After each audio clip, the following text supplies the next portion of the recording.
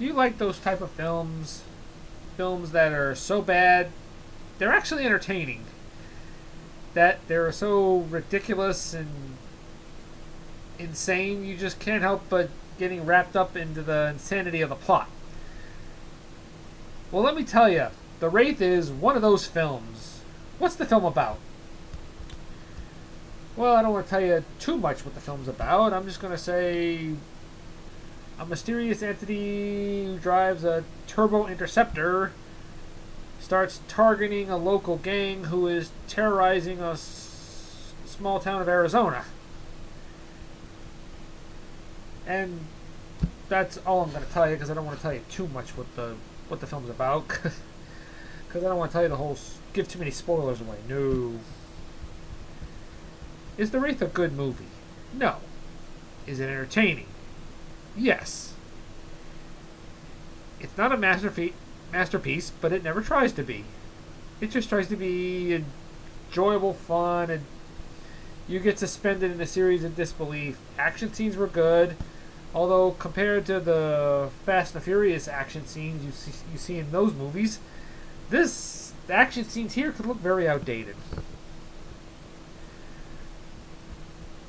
I don't know if they were trying to give a little horror element to the Wraith, because once you see him out of the car, he just comes across as somebody dressed up as a spaceman going to a costume party.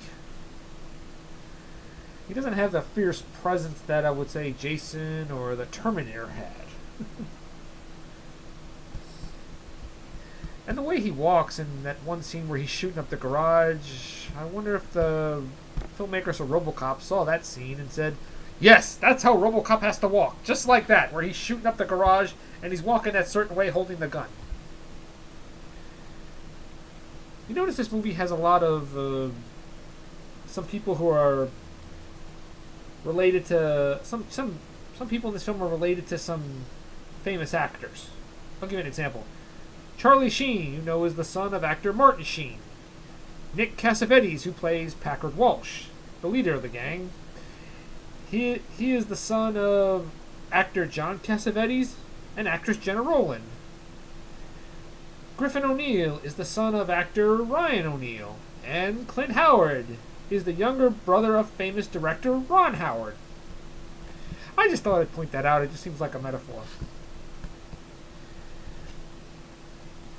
I gotta say something about the villains here. They're not the sharpest tool in the sheds. I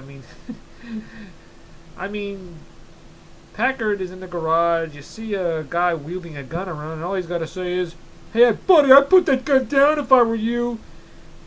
Yeah, how many people are gonna be talking like that to a guy with a gun? You're pretending not to look threatened by this guy, even though he's shooting up your garage, and he points a gun at you. And Packard never seems scared 1 second.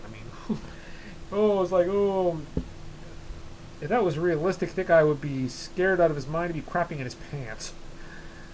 Well, I guess they're trying to display Packard may not be the sharpest tool in the shed, but he doesn't fear anything. I like the way Nick Cassavetes portrays him. He never plays down his character for a second. He is just unlikable from beginning to end. He is. Charlie Sheen was good too.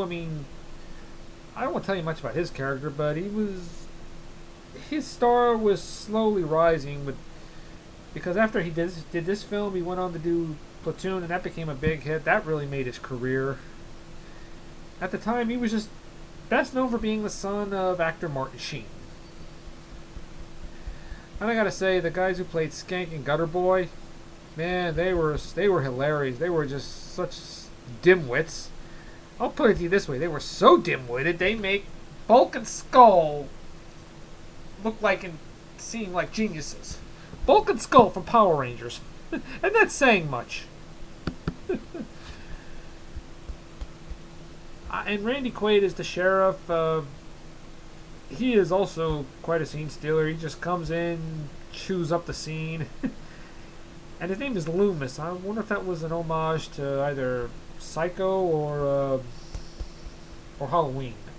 I don't know, but Randy Quaid is good, I gotta say. We all know what happened to the careers of the actors afterwards. They all went, well, a few of them went on to have bigger careers. We all know what happened to Charlie Sheen. And all Nick Cassavetes went on to still act here and there, but he mostly directs. Most notably for he directed his own mother, Jenna Rollins, in The Notebook. Sherilyn Finn is pretty good as Carrie. She does her best to give a decent performance, but most of the time she knows what she was in there for. She was basically in there to be eye candy. Yeah, eye candy. She was dating Johnny Depp at the time, and she really wanted him for the role of Jake, the Charlie Sheen role. But they said no, they didn't think he'd amount to anything. They said that about Johnny Depp. I wonder if they're gonna regret they even said that the first time, because you saw what happened to Johnny Depp. Now I hope. Not that Charlie Sheen wasn't bad. No. No, this was just a ridiculous plot. It just wraps you up in the ridiculousness of it, and it's just a joyride. My biggest problem is there was no much mystery to who the Wraith was. It just didn't seem like they had much mystery. I just wish they could have threw more hints about who he was, but no, they just didn't. They just gave that away too early. Oh boy! But other than that, The Wraith was an entertaining film. It doesn't seem to take itself too seriously. It's just an enjoyable ride. Oh, one more thing. You know about model Brooke Burke? Well, look for her. If you ever see this movie, look for her. She makes a brief appearance as one of the waitresses in this movie. So I give The Wraith an 8 out of 10. Bye-bye.